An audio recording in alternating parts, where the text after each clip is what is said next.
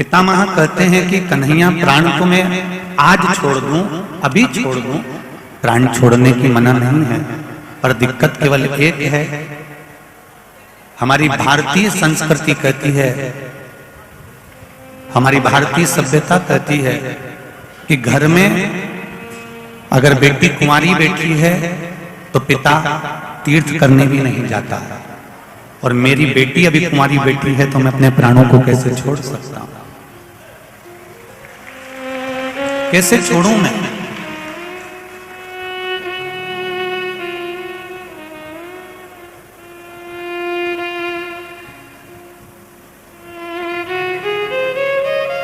कितना सुंदर कहा भीष्म पितामह ने, सुनो कृष्ण,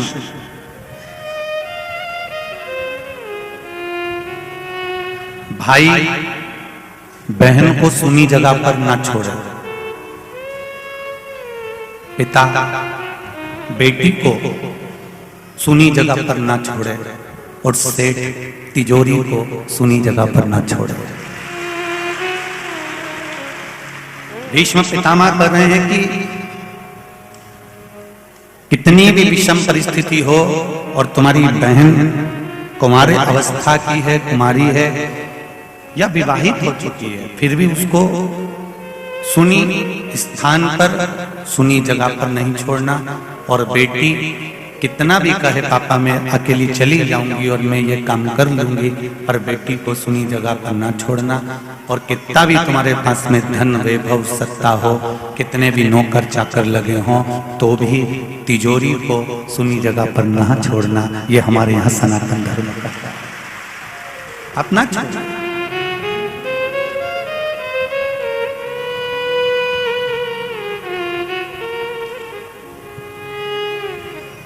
बहन की रक्षा करना भाई का कर्तव्य है, बेटी का कन्यादान करना बाप का कर्तव्य है।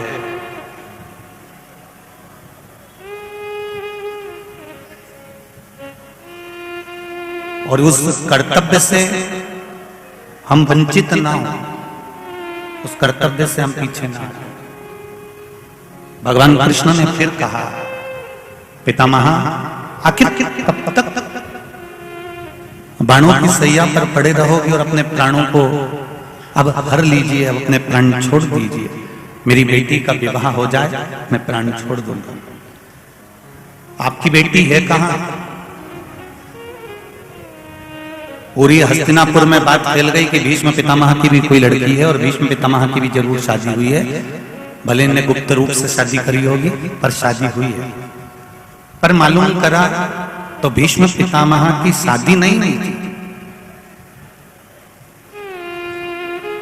अर्जुन से जाकर कहा कृष्ण भगवान ने कि अर्जुन पितामह चाहते हैं कि बेटी का विवाह करूंगा, उसके बाद अपने प्राणों को त्यागूंगा। अर्जुन ने कहा ऐसा हो ही नहीं सकता, भीष्म पितामह की कोई लड़की है ही नहीं, कोई बेटी है ही नहीं, किससे विवाह करना चाहते हैं?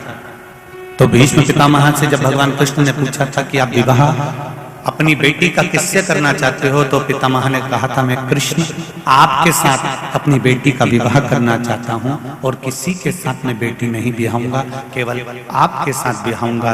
भगवान कृष्ण ने कहा यदि आप कह रहे हो तो मैं आपकी बेटी के साथ विवाह करने को तैयार हूं। कहां है तुम्हारी बेटी? लाओ, तुम्हारी बेटी को मेरे सामने लाओ।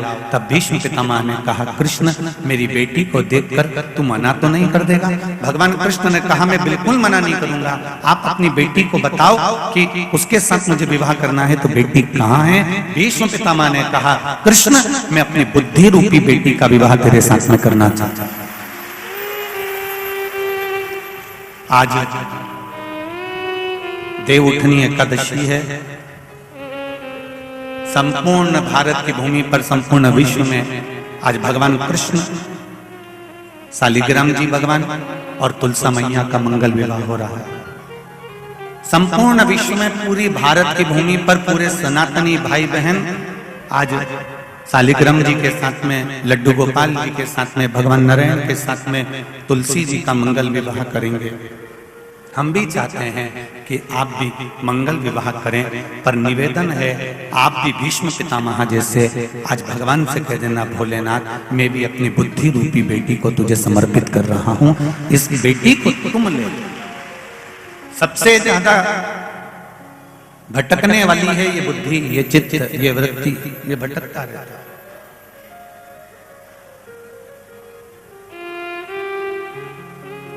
संत साधु सन्यासी तपस्वी साधक उपासक भजनों में हमेशा कहते रहते हैं ये मन बड़ा चंचल है, कैसे तेरा भजन करूं, जितना इसे समझाऊं उतना ही मचलता।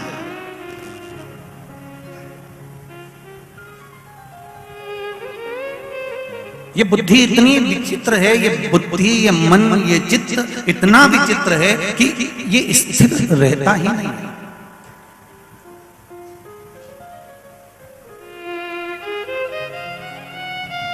जब तक तुम्हारे लड़के से लड़की की शादी नहीं हो जाती, ऐसी कोई सास नहीं संसार की जो उस लड़की में ऐब देखेगी। जब तक, जम के बोलो जरा, जब तक, फिर से बोलो, जब तक शादी नहीं हो जाती तब तक तो लड़की इतनी बढ़िया है साहब, इतनी जोरदार है, मेरे लड़के के लिए देखती आई हूं, बाजू की अपने यहीं की, आसपास सनावट मनावट की, यहीं की है, बहुत जोरदार लड़की है और ज्यादा बड़ा परिवार भी नहीं है, बच्ची में बहुत संस्कार है, पढ़ी लिखी है।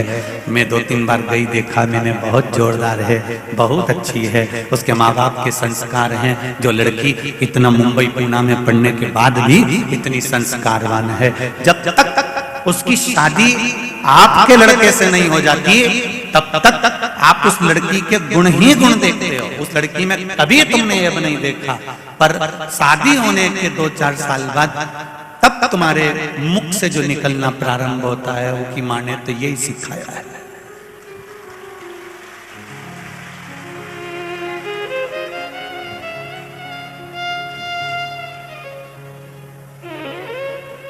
दो साल पहले तुम कौन थी? वही कमलाबाई थी ना जो गुण देख रही थी, और 2 साल बाद फिर अब गुण देखने लगी तो वही कमलाबाई है। कहीं की कमला बैठी हो तो बुरा मत मान जाओ, ये तो वही। 2 साल पहले तुमने जो गुण देखा अपने लड़के के लिए लड़की में, इतनी जोरदार, इतनी बढ़िया, इतनी बढ़िया, इतनी बढ़िया, सब कुछ अच्छा लगा। और शादी के 2-3 साल बाद जब लड़की अपने पति के साथ रहने लगी, अलग रहने लगी, या फिर वो मुंबई पूना चली गई अपने पति के साथ, या फिर मायके में फोन पे बात कर रही है या चित्र कर रही है, तो फिर आपको बुरा क्यों लग रहा है?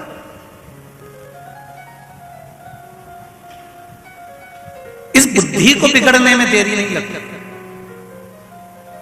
सुन लो री भीखन गांव वाली, जी जी जी, ये बुद्धि कभी भी बिगड़ सकती है।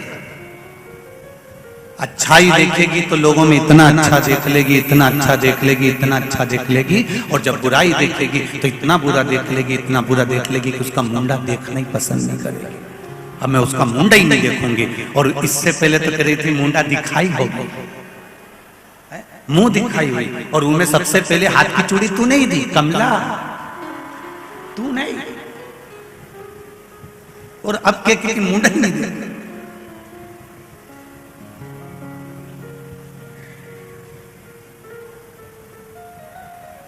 अच्छा भी हम देख रहे हैं और बुरा भी हम देख रहे हैं। पर निवेदन एक शिव महापुराण की कथा कहती है, ऐसा संसार में कोई नहीं जन्मा जो अच्छा और बुरा नहीं देखेगा, सब देखेंगे। पर निवेदन है अच्छा देखो, और अच्छा देखने के बाद में जब तुमको बुरा उसमें नजर आने लगे तब उसमें एक विचार करना कि बुराई उसमें नहीं है, बुराई हमारे नेत्रों में आ गई है, ये मन में आ गई है। इसलिए दुनिया की कोई सास बुरी नहीं होती और दुनिया की कोई बहू बुरी नहीं होती। आज शिव महापुराण की एक लाइन अपने पास संजो कर रख लेना, ना सास बुरी है ना बहू बुरी है। तुमने जो पूर्व में कर्म करा है वो कर्म का भोग तुम्हें अब भोगना पड़ेगा।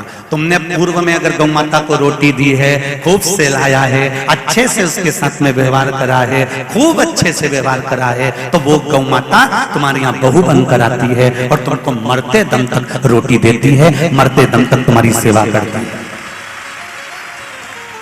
और तुम्हारे दरवाजे पर गाय आई थी, और गाय आने के बाद तुमने एक बार रोटी देने के बाद दूसरी बार कह दिया काय पड़े बार बार बार बार बार बार, वो गाय की तो आदत पड़ गई है, थोड़ी थोड़ी देर में घूम के हमारे यहाँ जाती है। एक बार रोटी दे दी ना बहू, अब मत दे, तुमने मना करा। जब वो बार बार दरवाजे पे आके खड़ी होगी तो डंडा लेके तुम खड़ी हुई, तो वही गाय बहू बनकर आई और अब वो भी तुमको एक ही बार चाय दे रही है। अब वो भी तुमको एक ही बार रोटी दे रही है और तुम उसके लिए बहुत बड़बड़ाती थी, इसलिए दिन भर रसोई घर में वो भी तुम्हारे लिए दिन भर बड़बड़।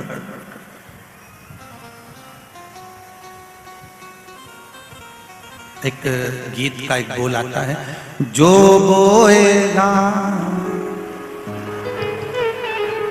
तेरा किया, जो तूने कर्म करा है वो तुम्हारे सामने आएगा। ना बहू बुरी है ना सास बुरी है। अगर सास बुरी होती तो अपनी रकम तोड़वा कर बहू को नहीं देती। अगर सास बुरी होती तो ब्याह 5 दिन का लिया, 7 दिन का लिया और रोज 9 बजे से 12 बजे तक ढोलक पीट पीट के बन्ना जी बन्ना जी बन्नी जी बन्नी जी गा रही है। सास अगर बुरी होती तो मिट्टी का चूल्हा बनाकर फुकरी नहीं मारती। सास अगर बुरी होती तो शादी में खुद रोटी तक नहीं खा रही है और पूरे घर का काम कर रही है। सास अगर बुरी होती तो एक चुन्नी बेस तुम्हारे चढ़ावे पर नहीं चढ़ाती। सास अगर बुरी होती तो रकम नहीं देती। और सास ने फोन लगाकर पूछा, बहू तेरी चूड़ी का नाप क्या है? तेरी नाप की चूड़ी लई, पाँव की चप्पल तक लई। जिस सास ने कभी किसी की चप्पल नहीं उठाई, वो थैली में भी पैक करके डब्बे में धर तेरे यहाँ पहुंचा। अगर सास बुरी होती तो कुछ नहीं करती, कुछ भी नहीं।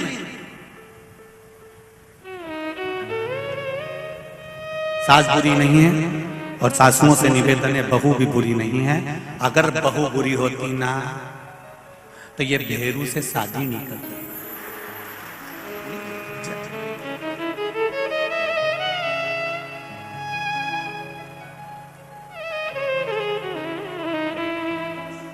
आज देवउठनी एकादशी है। कई लोग प्रश्न खड़ा करते हैं कि शालिग्राम भगवान के साथ में तुलसी जी का विवाह हुआ। ये तो ललाट पर लिखा है, वो तो होना ही है।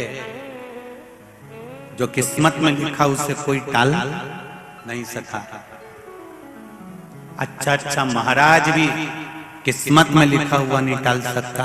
अगर टाल सकते थे तो रामकृष्ण परमहंस मां जगत जननी जगदम्बा के उपासक थे। स्वामी विवेकानंद जैसे उनके शिष्य थे। और रामकृष्ण परमहंस जी को जब बड़ी बीमारी हो गई, कैंसर जैसा रोग हो गया, स्वामी विवेकानंद जी बार बार कहते थे, गुरुदेव माँ आपके ऊपर कृपा करती है, शारदा भवानी आपसे बात करने के लिए आती है, एक बार देवी जी से कह दो कि तुम्हारी बीमारी ठीक कर दे। पर रामकृष्ण परमहंस ने कहा, सुन रे स्वामी विवेकानंद, ये तो पूर्व के कर्म का भोग है जो मनुष्य को भोगना है। चाहे मैं कितना बड़ा गुरु क्यों ना बन जाऊं, चाहे मैं संत क्यों ना बन जाऊं, चाहे मैं साधु क्यों ना बन जाऊं, चाहे मैं तपस्वी साधक क्यों ना बन जाऊं, पर भोगना तो पड़ेगा। जब मेरे राम जी को पृथ्वी पर आकर भोगना पड़ सकता है। एक जरा सा बाली को छुप कर मारा तो कृष्ण अवतार में छुप कर बाण उनको लगा। सीता जी ने एक चिड़िया को कैद में रखा, माता जानकी को रावण की कैद में रहना पड़ा।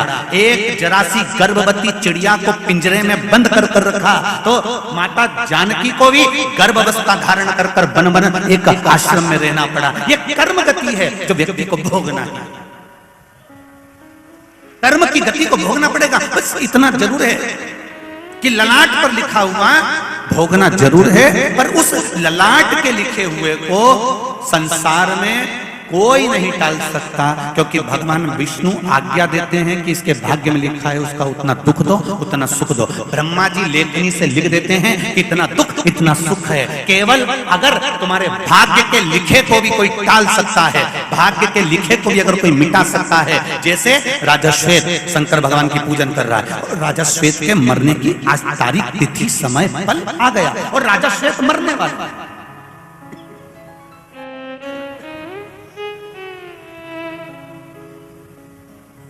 राजा श्वेत के प्राण छूटने वाले।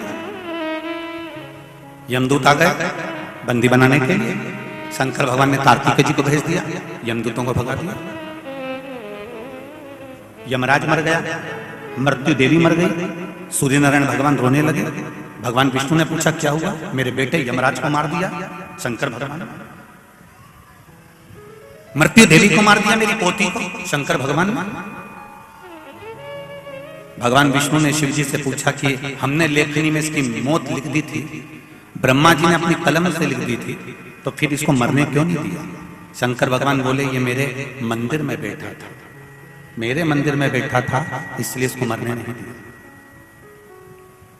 पर हमने अपनी कलम से लिखा है इसकी मौत को, ब्रह्मा जी ने अपनी कलम से लिखा है अपनी इसकी मौत को। शंकर भगवान बोले तुम कितना भी किसी का भाग्य लिख दो और किसी के ललाट पे कुछ भी लिख दो, अगर कोई मेरे पास आया है तो मैं ललाट मलाट पे लिखा हुआ मानता नहीं हूं, मुझे पलटना है तो पलटना है, चल कुछ कुछ जा।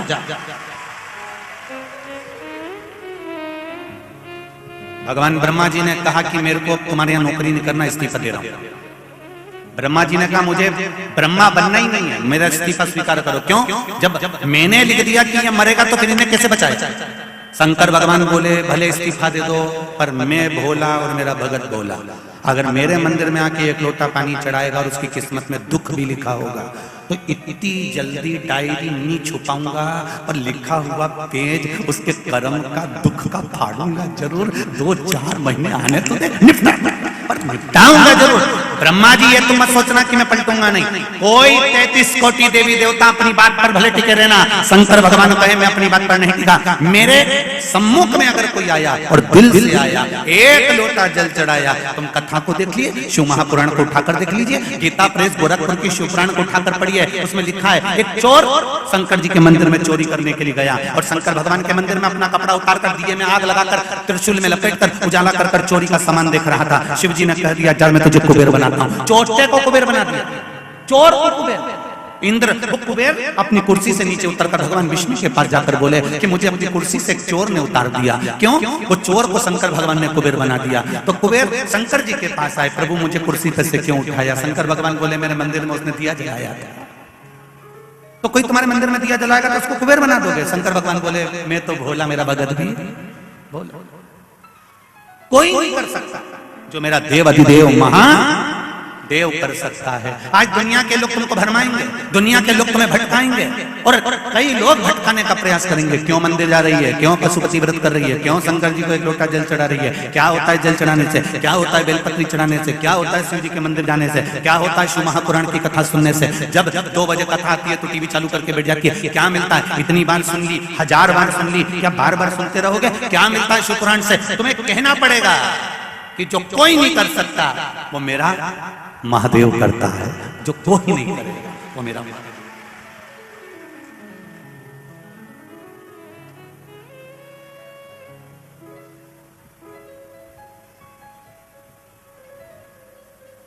कोई ना, ये पत्र आया देखो जरा,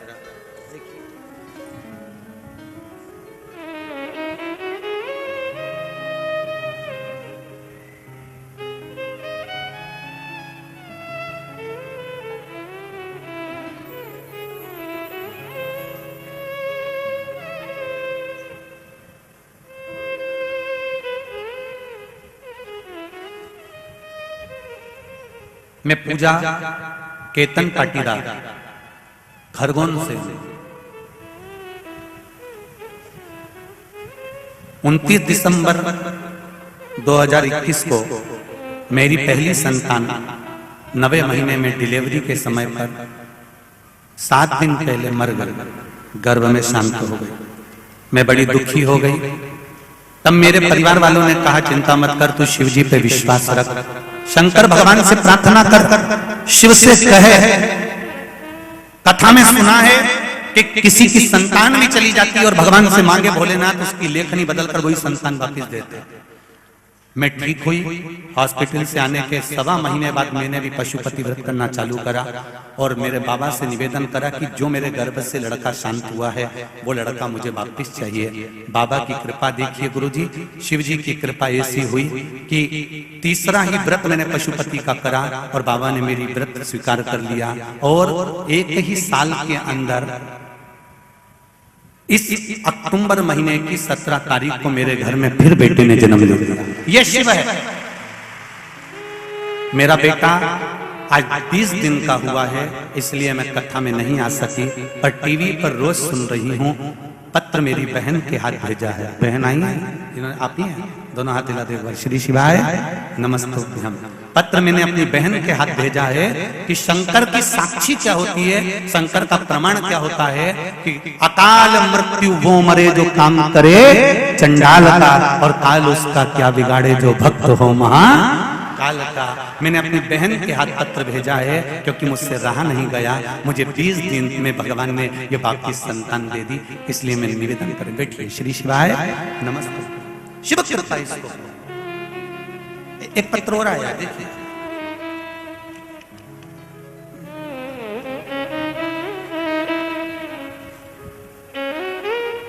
संगीता मनीष सोनी, तहसील जिरानिया, जिला खरगोन, मध्य प्रदेश से। आप ही दोनों हाथ हिला देकर। श्री शिवाय नमस्ते। गुरुदेव, मैं शिवजी की करुणा क्या बखान क्या करूं। 2 वर्षों से इलाज चल रहा है। मेरे बच्चेदानी में गठान है और पथरी की समस्या है। त्रिकालदर्शी प्रभु महादेव की ऐसी करुणा हुई, 1 महीने से दुख भोग रही थी, बड़ी कष्ट में थी। इंदौर, भोपाल सभी डॉक्टरों को, खरगोन आदि सब दूरखंडवा दिखा दिया।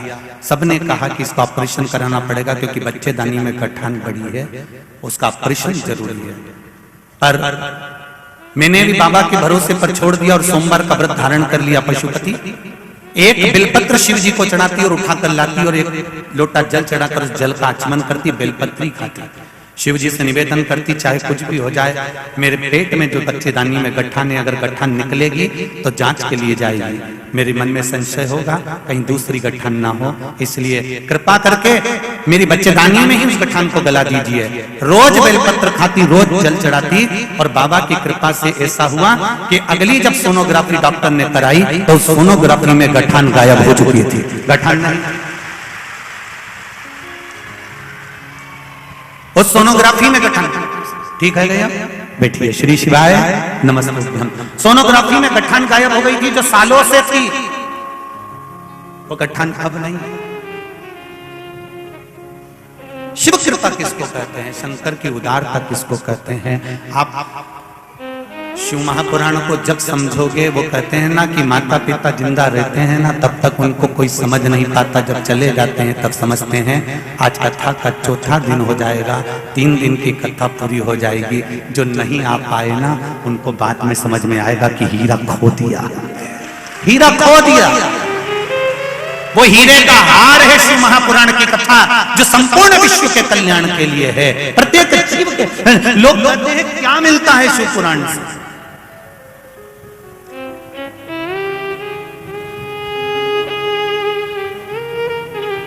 रामायण जीना सिखाती है, भागवत मरना सिखाती है, शिव पुराण जितनी जिंदगी भगवान ने दी है उसे स्वस्थ और एंजॉय में रहना सिखाती है। स्वस्थ रहिए, ये शिव महापुराण सिखाता है।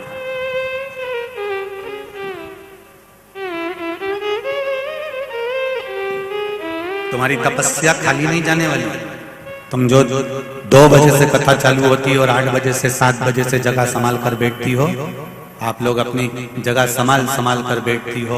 कई लोग ये धूप में खड़े हुए हैं, कलम देख रहे थे। कुछ लोग अपने अपने घर से छाता लेकर आ गए थे, कोई चद्दर लेकर आ गया था। 4 लोग पकड़ कर कथा सुन रहे हो।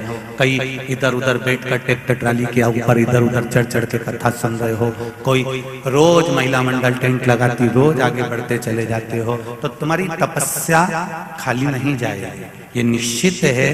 इस भट्टी में अगर तप गए तो सोना अगर निखर गया तो जिंदगी में सार्थक और कीमत वाला, खाली नहीं जाएगा। जितने आस्था चैनल पर सुन रहे हैं, जितने फेसबुक यूट्यूब पर सुन रहे हैं, ये बेटा बेटी, ये नवयुवक बच्चे, ये बुजुर्ग माताएं, ये घर घर के बच्चे, अगर शिव महापुराण की कथा तुम्हारे घर में चल रही है, भले आधा घंटा चले, 20 मिनट चले, 25 मिनट चले, पर वो कथा का एक शब्द भी अगर आस्था चैनल के माध्यम से घर घर में, मोबाइल के माध्यम से, दुकान पर, व्यापार में, ऑफिस में, कहीं पर भी चल रहा है, तुम धोखा नहीं खा सकते। ये निश्चित है, ये निश्चित है कि तुम धोखा नहीं खा सकते।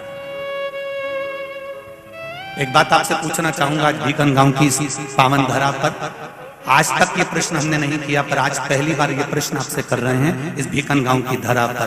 कोरोना महामारी जैसी बीमारी निकलने के बाद चीन आज तक संभल नहीं पाया, पर कोरोना जैसी बीमारी निकलने के बाद भारत की भूमि का एक एक छोटे से छोटा और बड़े से बड़ा व्यक्ति फिर संभल गया और उसकी अर्थव्यवस्था फिर बढ़ गई। ये शिव की कृपा।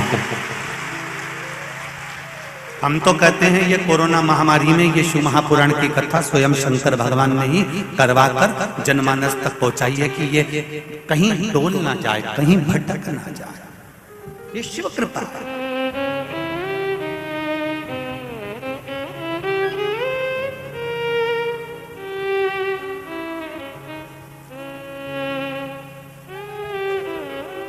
संपूर्ण विश्व कोरोना महामारी के बाद डोल जाना था, पर संपूर्ण विश्व ये भारत नहीं डोल पाया, क्योंकि इसको संभाल लिया देवाधिदेव महादेव।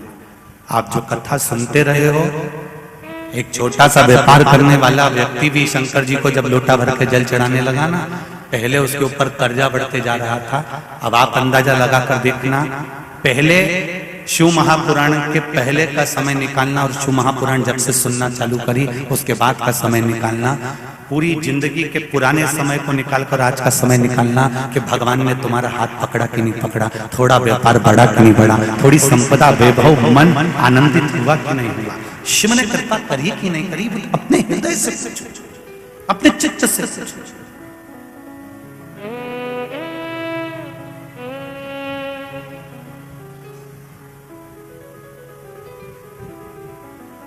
और जब अपने हृदय से अपने चित्त से ये स्वयं प्रश्न करो कि मेरा शिव हुआ और मैं शिव की हूं, मैं शंकर का हूं।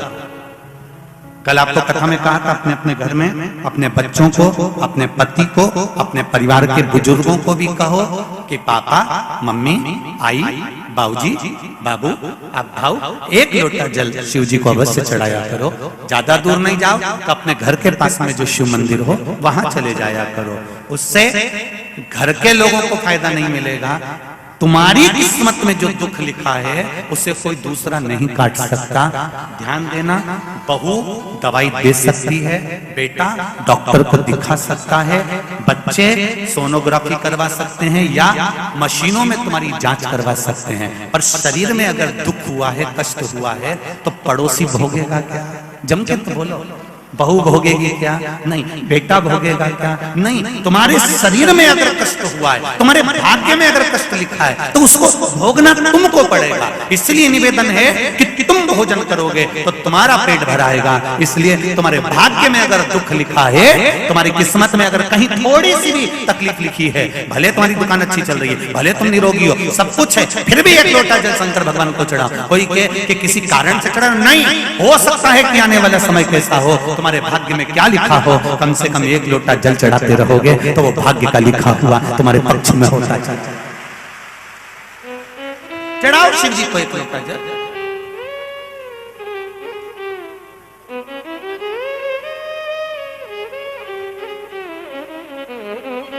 भगवान शिव की आराधना, भगवान शंकर की कृपा,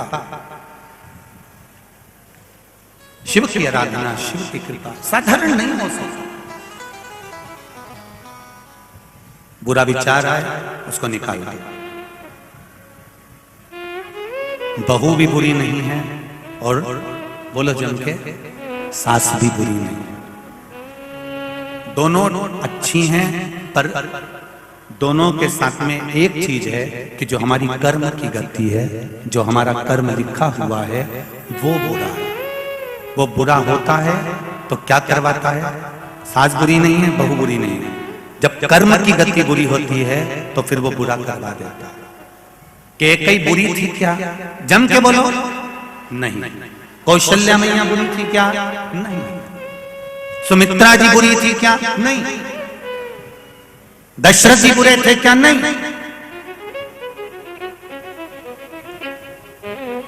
मंथरा बुरी थी क्या? नहीं। कर्म गति बुरी है, कर्म की।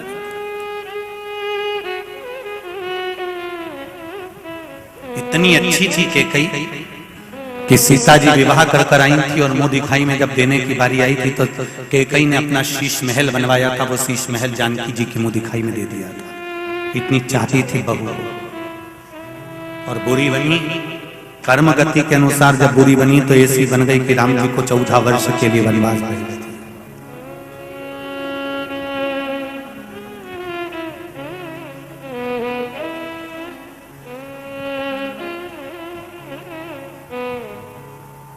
कई लोग अपनी भाषाओं में कहते रहते हैं महाराज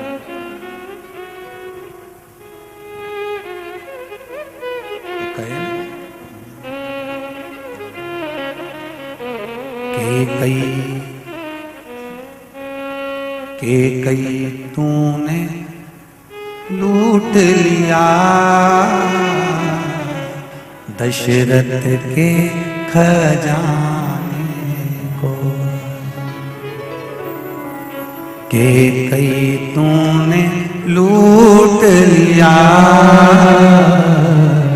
दशरथ के खजाने।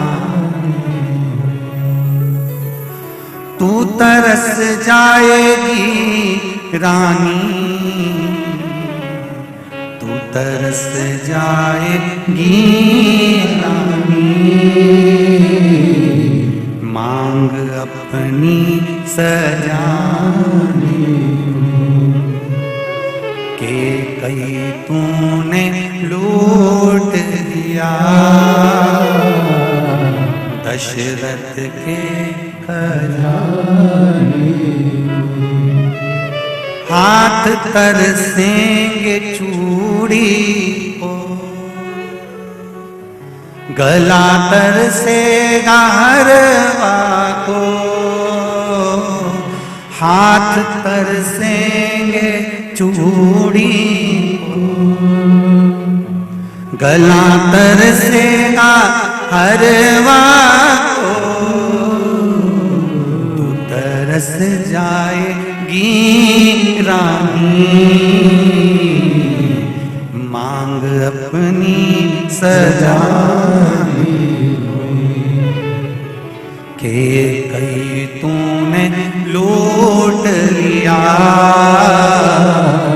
दशरथ के खजाने। एक कैकेयी कर्म गति के कारण तू लूट ली। इतनी अच्छी थी, इतनी बढ़िया थी, पर केवल तेरे ललाट पर जो लिखा हुआ था कर्म की गति का खेल लिखा हुआ था, उसने तुझे अच्छे से बुरा बना दिया। मेरा निवेदन भिकन गांव की इस पावन धरा से, घर घर में चल रही शिव महापुराण से, आस्था चैनल फेसबुक पे सुन रहे सारी बहू बेटियां और माताओं से कि ना सास बुरी होती है ना बहू बुरी होती है। सास नहीं चाहती कि मैं कोई अपशब्द बोलूं, वही बहू भी नहीं चाहती कि कोई अपशब्द बोलूं, पर ललाट पर जब कर्म गति उल्टी पड़ती है तो अपने आप जिह्वा से अपशब्द निकल रही देती है। यह कर्म गति। अब ऐसे समय पर क्या करोगे आप?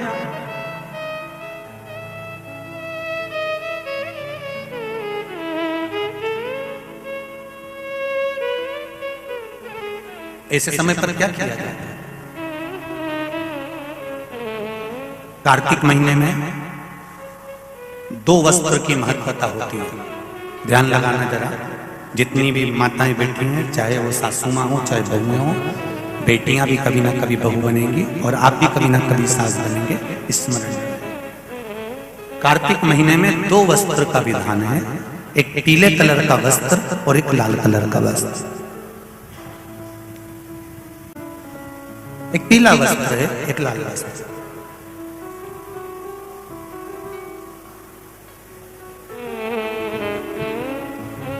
आज देवउठनी एकादशी है। ऐसी कोई माता नहीं होगी जो अपने घर में तुलसी जी का पूजन नहीं करे।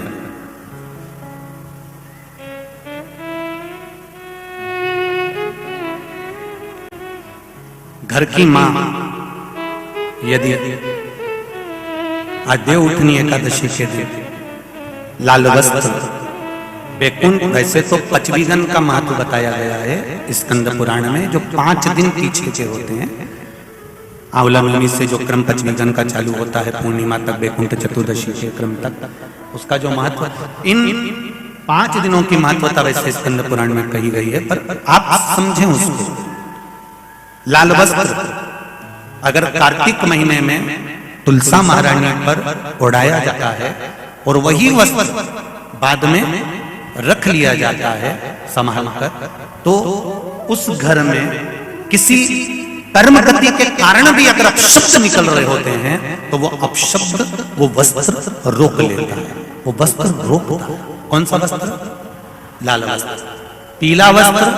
इन 5 दिन में अगर तुलसा महारानी को चढ़ाया जाता है और उसको रखा जाता है, तो जिस नारी के गर्भ से संतान नहीं भी हो रही होती है, उसके कक्ष में अगर वो वस्त्र कुछ दिन तक रखा रहता है तो ये निश्चित आती है कि गर्भ ठहरता जरूर है। ये पीले वस्त्र की और लाल वस्त्र की महत्वता कार्तिक महीने में। अब कई माताएं कहती हैं कि हमारे पास में लाल वस्त्र नहीं है, हमारे पास में इतना नहीं है, तो लाल कलर का लच्छा भी तो आता है, नाड़ा। बोलो आता है कि नहीं आता? लाल तुम्हारे घर में सिलाई करने का लाल कलर का धागा तो होगा ना कि नहीं होगा? लाल कलर का लच्छा तो होगा, नहीं होगा सफेद कलर का धागा तो होगा, उसको कंकु में लाल कर।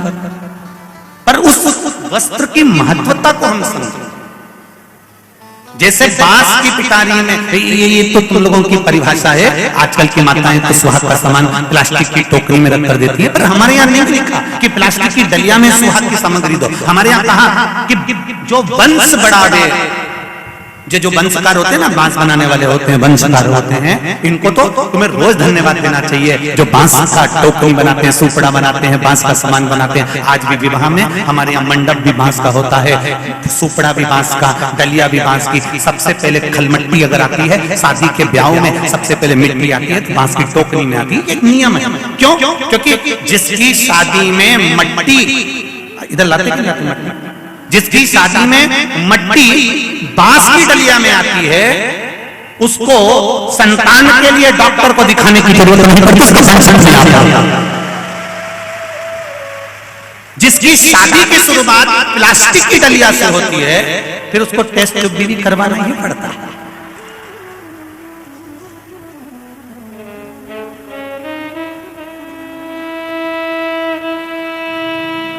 ये कुछ हमारे शास्त्रों के नियम है। अब आप उसको समझो ना समझो, चाहे उसके ऊपर हंसो, चाहे कुछ भी करो, आप चाहो तो थोड़े दिन बाद कह देना, बताओ शिवर वाला महाराज तो पगले जैसी बात करता है, तो उसमें कोई दिक्कत वाली बात नहीं है।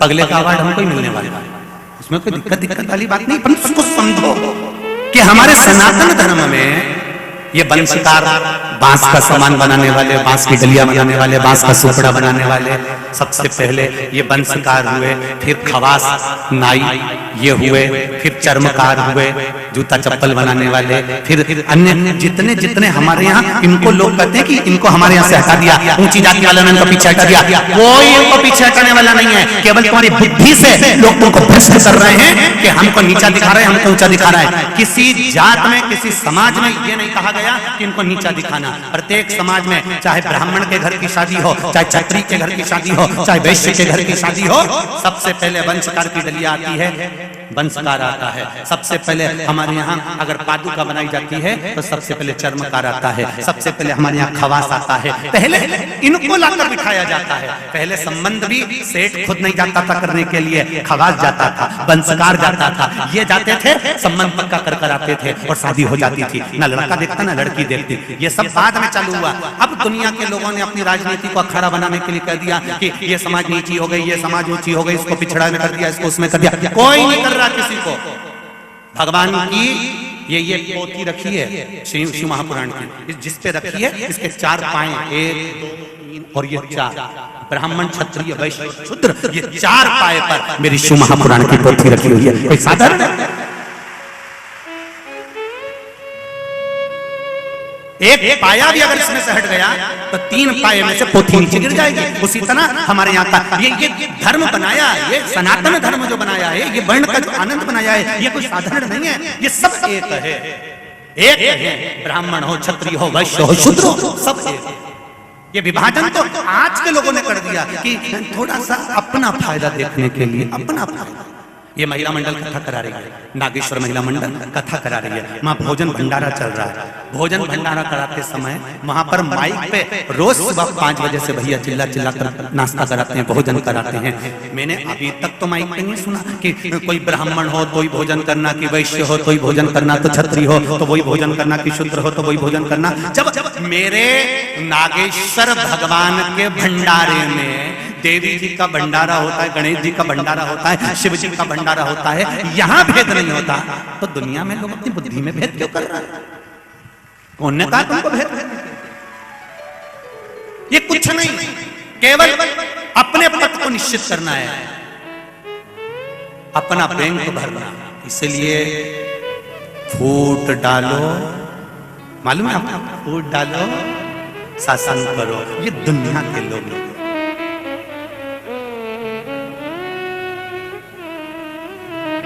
कई लोग आएंगे आपसे कहेंगे क्यों राम जी का फोटो लगा के रखे हो, क्यों भगवान कृष्ण का फोटो लगा के रखे हो, क्यों राम जी की मूर्ति रखे हो, क्यों शंकर जी की मूर्ति रखे हो, उठाओ ठंडा कर दो, इनको नहीं रखना।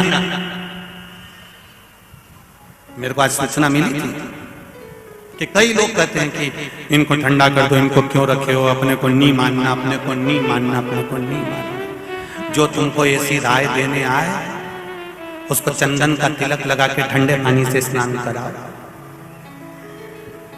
और चाय पिलाओ एक बार की, और पांव को धोख लगा कर कहना अभी हम चरण धोख रहे हैं, हमारा नियम है, थोड़े दिन तक हम चरण धोखते हैं, उसके बाद में गले में हम माला भी पहनाएंगे गेंदा के फूल की, ये तुम्हारे घर पर छोड़ के लिए।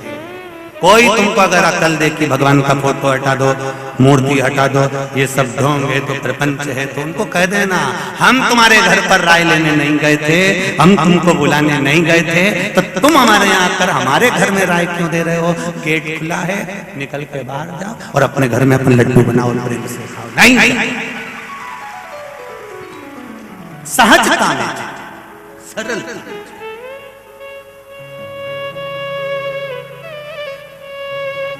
खूब भटकाने वाले मिलेंगे, खूब मिलेंगे, खूब भटकाने।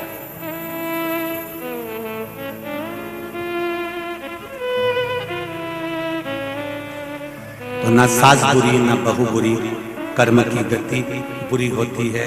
बुराई अपने भीतर इकट्ठी मत करो।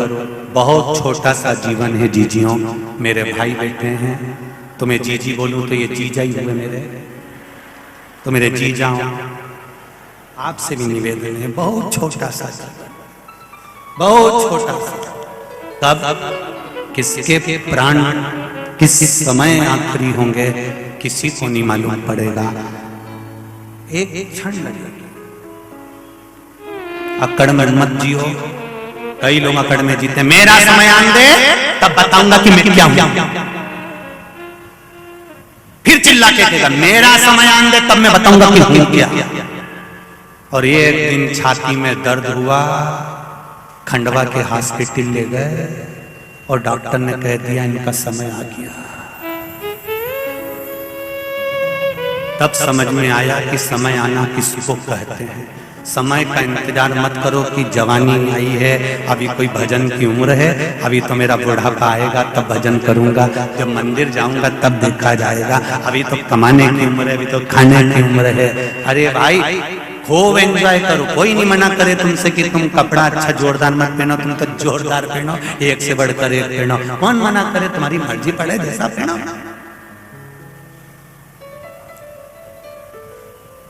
कौन एक पटली की जगह 4 पटली लगा, कौन मना करे? तो बढ़िया, चाहे तो पुतली भाई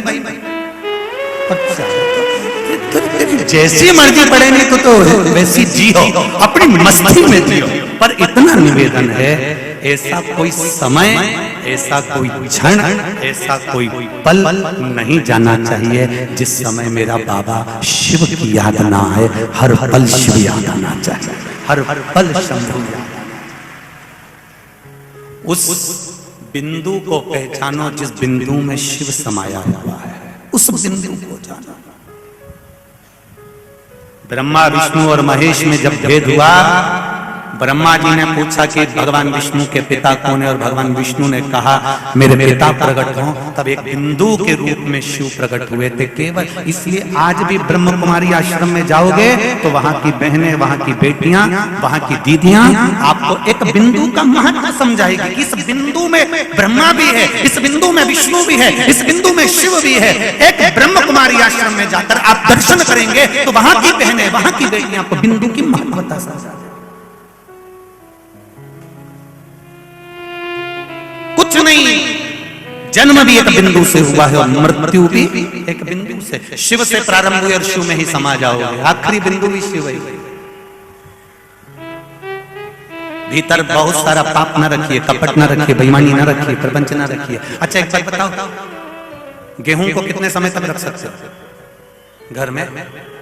1 साल तक रख सकते हो? अरे बोलो, जम के बोलो जरा, और जम के बोलो। गेहूं 1 साल तक रख सकते हो, और गेहूं का आटा बनवा दिया। आटा ज्यादा से ज्यादा 1 महीना आराम से रख सकते हो। गेहूं 1 साल तक रख सकते हो, आटा 1 महीना रख सकते हो, और वही आटे की रोटी बन गई और तुमने खा ली। पेट में कितने दिन रख सकते हो? बताओ बताओ जरा जल्दी बोलो, जरा बोलो।